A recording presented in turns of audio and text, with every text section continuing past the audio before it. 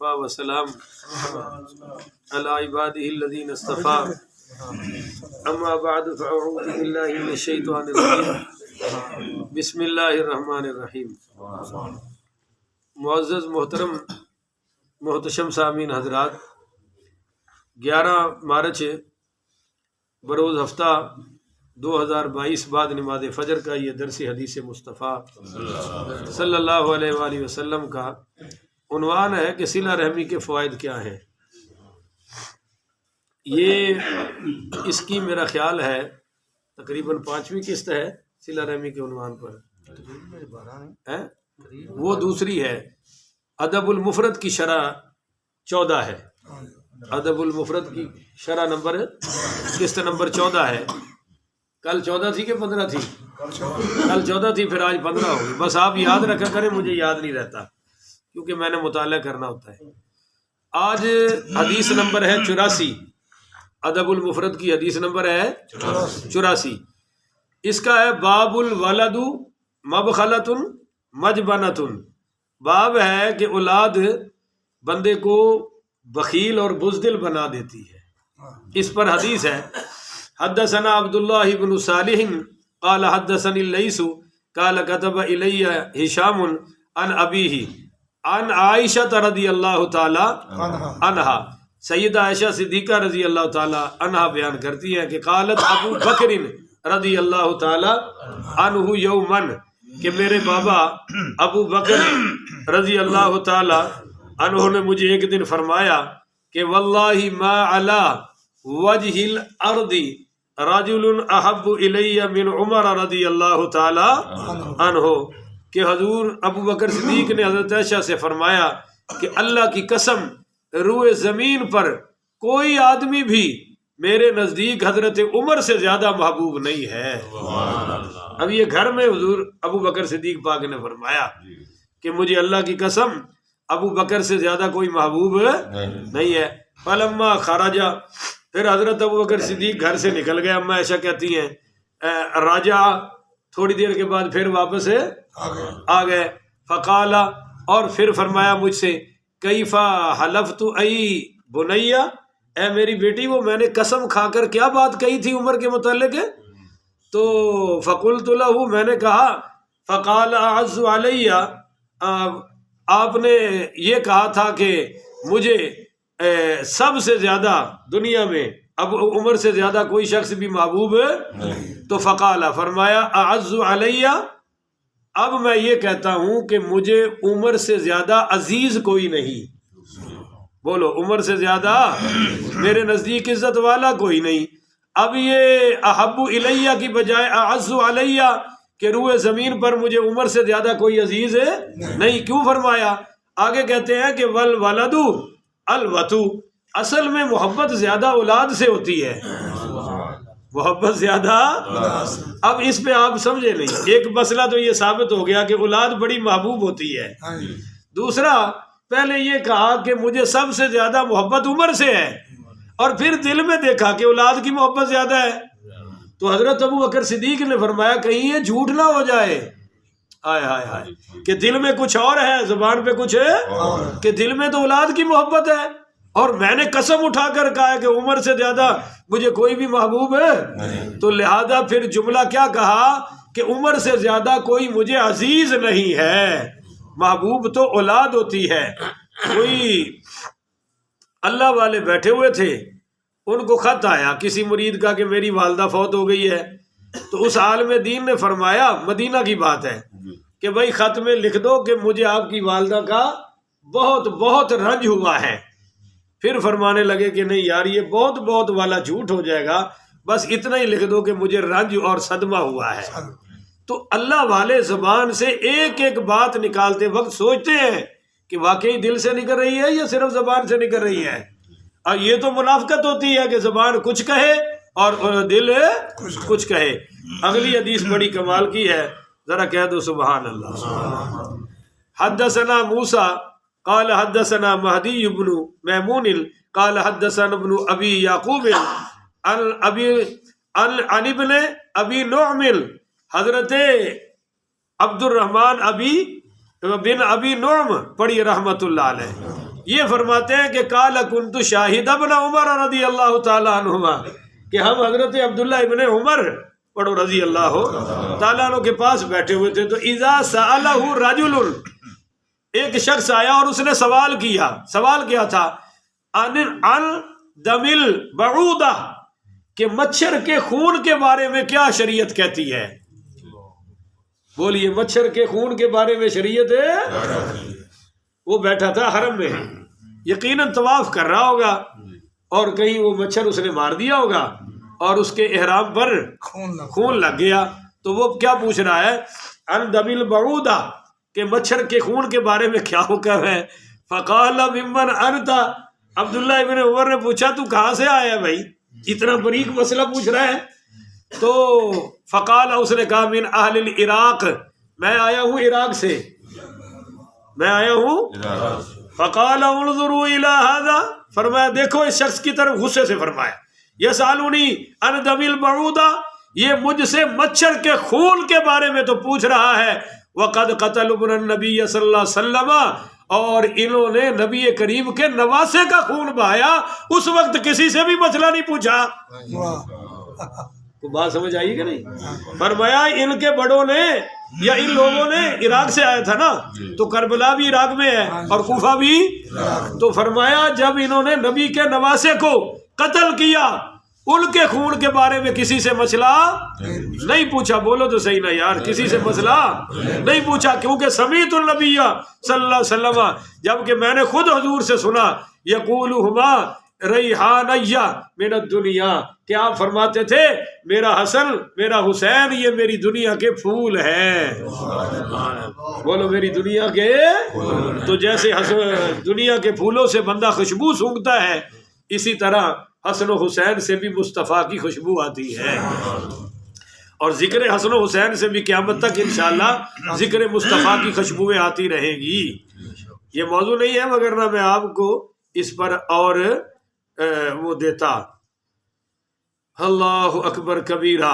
اگلی حدیث ہے جی، باب حمل الصبی علی العاتق، کہ بچوں کو کندھوں پر اٹھانے کا بیان، اپنے بچوں کو کندھوں پر اٹھانے کا۔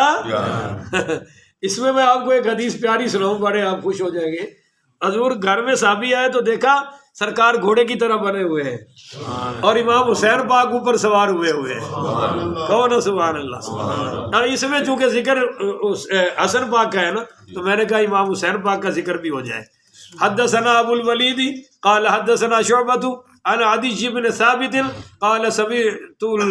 قال سمعت البراء رضی اللہ تعالی عنہ یقول رأیت النبی صلی اللہ علیہ وسلم، یہ حضرت براء رضی اللہ تعالیٰ عنہ کہتے ہیں کہ میں نے نبی کریم صلی اللہ علیہ وسلم سے سنا، آپ فرما رہے ہیں کہ والحسن صلوات اللہ علی عاتقہ، کہ میں نے دیکھا کہ حضور صلی اللہ علیہ وسلم کو ایسی حالت میں دیکھا کہ حضرت حسن آپ کے کندھوں پر سوار تھے، اور حضور پاک پڑھیے صلی اللہ علیہ وسلم فرما رہے تھے، اے اللہ اللہم انی احبہ فاحبہ، اے اللہ میں اس سے محبت کرتا ہوں، تو بھی ان سے محبت فرما۔ کندھوں پر بٹھایا ہوا تھا، پتہ چلا بھی بچوں کو کندھوں پر اٹھانا سنت مصطفیٰ ہے۔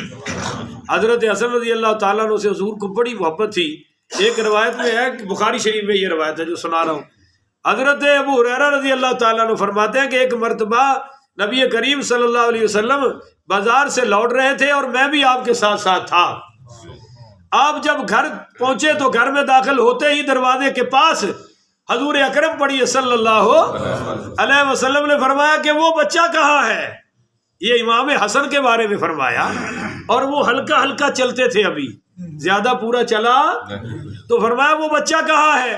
تو حضرت حسن رضی اللہ تعالی عنہ نے سرکار کی آواز سنی تو وہ حضور کی طرف بڑھنے لگے، تو سرکار نے یوں دونوں ہاتھ پھیلا دیے اور امام حسن نے بھی اپنے ہاتھ پھیلا دیے۔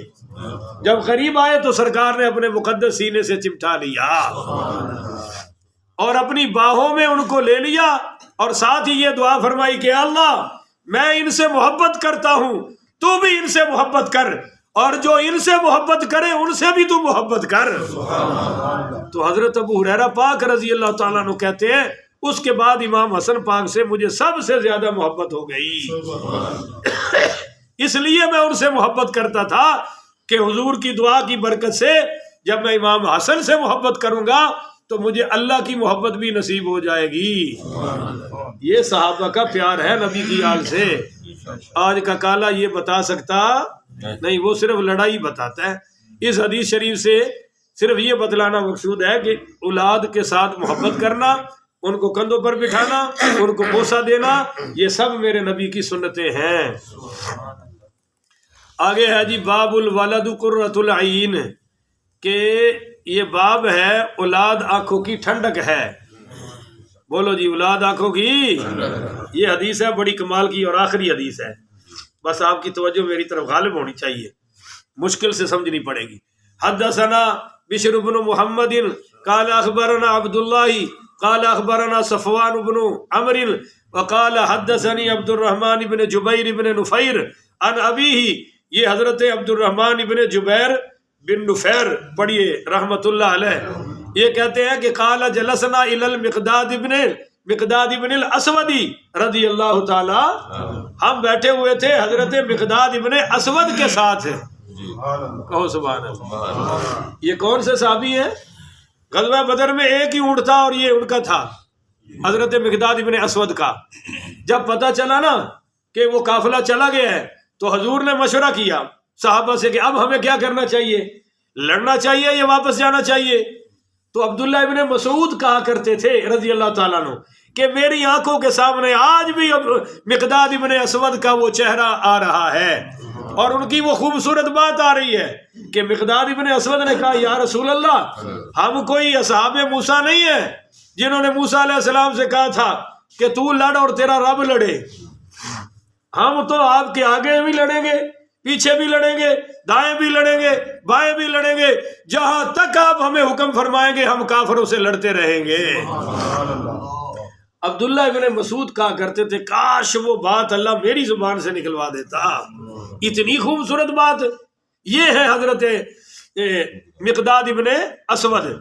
تو کہتے ہیں کہ ہم بیٹھے تھے ان کی مجلس میں، یومن ایک دن، فمر بہ رجل ایک شخص آیا اور فقال، اس نے حضرت مقداد ابن الاسود سے کہا کہ طوبى لہاتین العینین اللتین رأتا رسول اللہ صلی اللہ علیہ وسلم، کہ مبارک ہو آپ کی ان دونوں آنکھوں کو جنہوں نے بار بار حضور کا دیدار کیا ہے۔ یہ اس نے بات کہی۔ اب آگے سنیں، دوسری بات اس نے کہی کہ واللہ،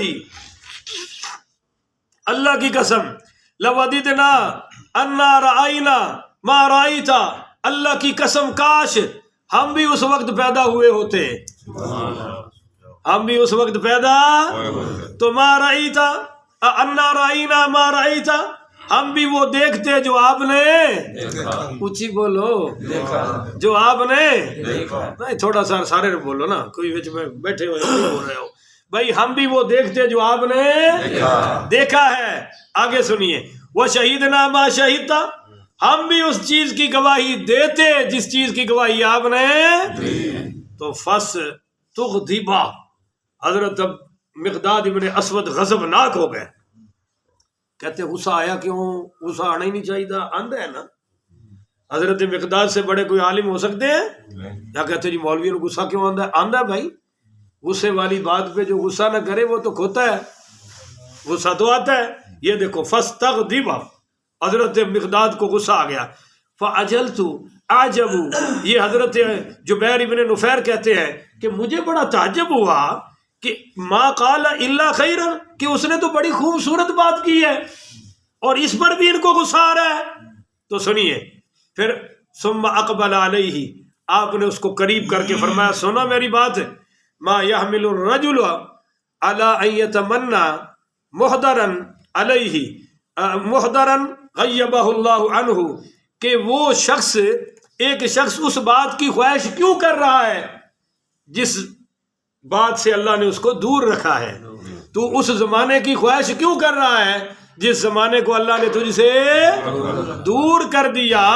اور آگے سنو، فرمایا کہ جب کہ لا یدری لو شہیدہ کیف یکون فیہ، جبکہ تجھے علم ہی نہیں کہ اگر تو اس وقت ہوتا تو کس میں ہوتا، مسلمانوں میں ہوتا کہ کافروں میں ہوتا، منافقوں میں ہوتا. لہذا اس بات کی تمنا کرنے کی ضرورت ہے. آج کل ہمارے جاہل بھی کہتے ہیں جی کاش تیرے ہوتے ہوئے جنم لیا ہوتا، اور آگے سے جاہل پیسے پھینک رہے ہوتے ہیں اور بڑی سبحان اللہ اور واہ واہ کر رہے ہوتے ہیں. یہ جاہل جو داڑھی نہ رکھ سکا، جو 5 ٹائم نماز نہیں پڑھتا، جو ریشمی کپڑے پہن کر نعت خواں بنا پھرتا ہے، یہ کہہ رہا ہے کہ کاش تیرے ہوتے ہوئے جنم لیا ہوتا. اور یہ بات تابعی نے کہی اور صحابی غصہ کر رہے ہیں کہ یار تو اس بات کی تمنا کیوں کرتا ہے جس چیز کو اللہ نے تجھ سے دور رکھا اور تجھے حضور کے زمانے سے دور رکھا، جبکہ تجھے یہ بھی علم نہیں کہ اگر تو اس وقت ہوتا تو کن میں ہوتا. آگے پھر فرمایا واللہ، اللہ کی قسم، لقد حضر رسول اللہ صلی اللہ علیہ وسلم اقوام کبہم اللہ علی مناخرہم فی جہنم، کہ حضور کو اللہ نے بہت ساری قوموں کے سامنے بھیجا. بولو جی، بہت ساری قوموں کے سامنے، مگر قومیں اپنے منہ کے بل ذلیل ہو کر جہنم میں گئی. حضور کو انہوں نے دیکھا، بولو پھر بھی جہنم میں گئی. کیوں؟ وہ فرماتے ہیں بھائی اس کی وجہ یہ ہے کہ لم یجیبوہ، انہوں نے حضور کی دعوت کو قبول ہے، اور ولم یصدقوہ، انہوں نے حضور کی تصدیق ہے، یعنی کلمہ ہی نہیں پڑھا. تو اولا تحمدون عز وجل، کیا تو اس بات پر اللہ کی حمد نہیں کرتا، اللہ کا شکر ادا نہیں کرتا کہ اذا اخرجکم، کہ اللہ تمہیں اس دور میں لایا ہے، اس دور میں پیدا کیا ہے کہ لا تعرفون الا ربکم، کہ تم سوائے رب کے کسی کو جانتے ہی نہیں ہو، تم سوائے رب کے کسی کو معبود جانتے ہی نہیں ہو. فتصدقون بما جاء به نبیکم صلی اللہ علیہ وسلم، اس بات پر اللہ کی تعریف کرو کہ تم ہر اس چیز کی تصدیق کر رہے ہو جو میرا پیارا نبی لے کر آیا ہے. اور آگے بھی سنیے، فرمایا کہ واللہ، اللہ کی قسم، لقد بعث النبی صلی اللہ علیہ وسلم، اللہ کی قسم، اللہ نے حضور پاک صلی اللہ علیہ وسلم کو اس دور میں بھیجا کہ اللہ اشد حال بعث علیہ نبی قط، سب سے شدید ترین مشکل ترین حالات میں اللہ نے حضور کو مبعوث فرمایا کہ وہ فی فترت و جاہلیت، وہ فترت کا زمانہ تھا. فترت کا زمانہ اس کو کہتے ہیں جس میں کوئی نبی نہ آیا ہو، اور جاہلیت تو آپ کو پتہ ہی ہے ان کی کہاں تک تھی.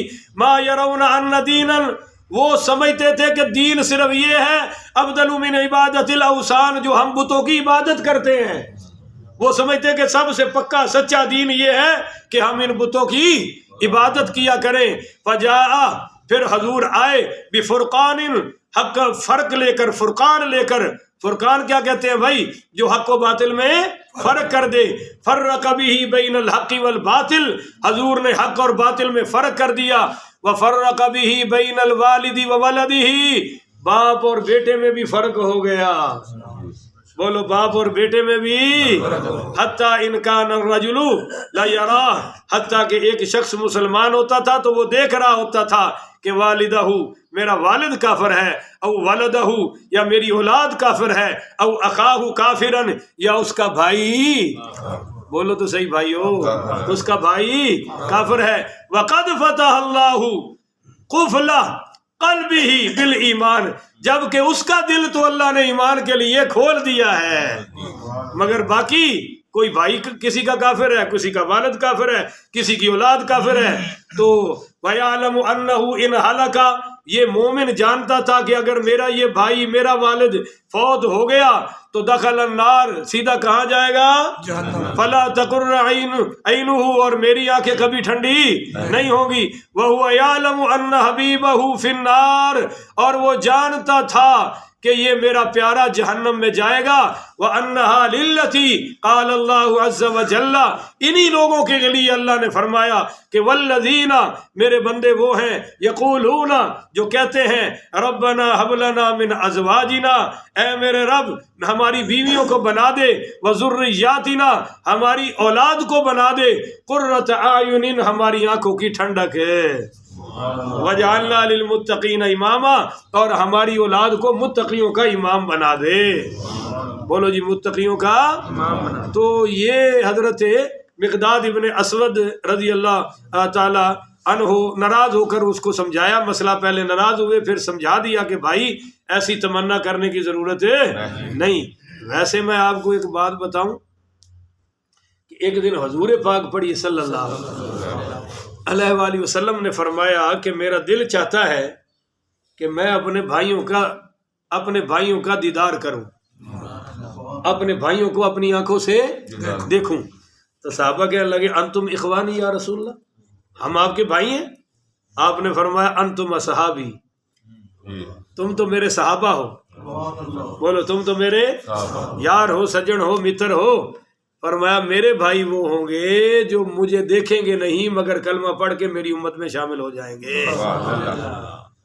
تو فرمایا میں اپنی اس امت کو دیکھنا چاہتا ہوں جو بعد میں آئے گی اور مجھے کلمہ پڑھ کے میری امت میں شامل ہو جائے۔ یہ اس لیے کہ حضور اللہ کے سامنے اپنی امت سے محبت کا اظہار فرما رہے ہیں۔ اللہ تعالی ہمیں اس سے بھی زیادہ محبت عطا فرمائے، ہمیں بھی حضور سے محبت کرنی چاہیے نا۔ آخر ودعوانا ان الحمدللہ رب العالمین۔